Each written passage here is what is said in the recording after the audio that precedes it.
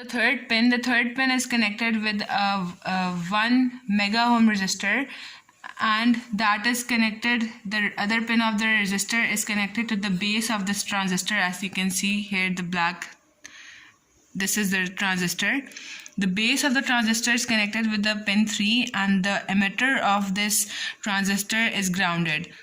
There's this wire with this contactor, so you cannot see the connections properly, but I'll tell you this, the emitter of the transistor is basically grounded to the negative terminal, and the base of this transistor is connected with the pin 3, and this transistor, that is 100k ohm resistor, it is also grounded, and the other pin is in parallel with the transistor.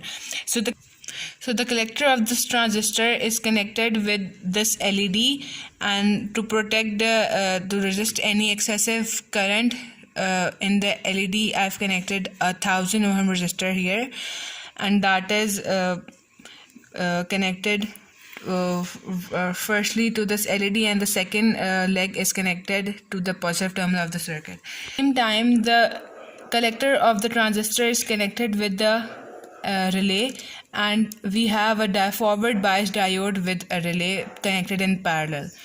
So this relay then is connected with this contactor. So I'll explain the connections with the contactor in detail. So one of this so this black wire, one of this is attached, both of these wires are coming to directly from the main switch, that is 220 volts.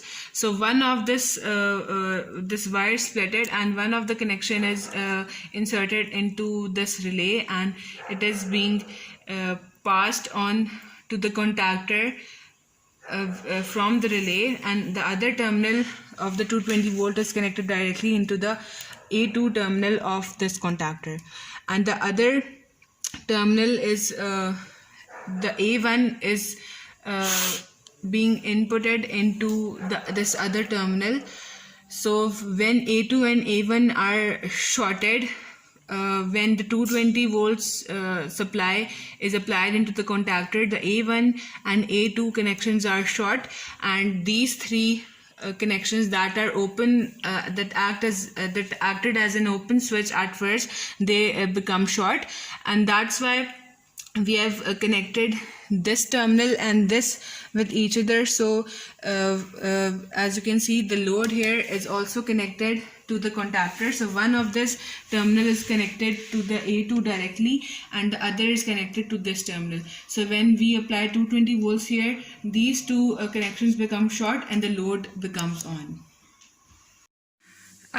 Now I will demonstrate to you the whole working of my project. As you've seen, as soon as I've connected my adapter, my voltage has dropped to 10 volts. That is a voltage drop of 2 volts from 12 volts to 10 volts. So as you can see, my load is on because we have no water left in the glass. So I'm going to pour the water now. So as you can see, the moment the water touches the high water level, the load will get off. Just as you can see. So this was all the working of my project, and as you can see, as the load is off, the voltage has again regained its initial value, that was 12 volts. Thank you.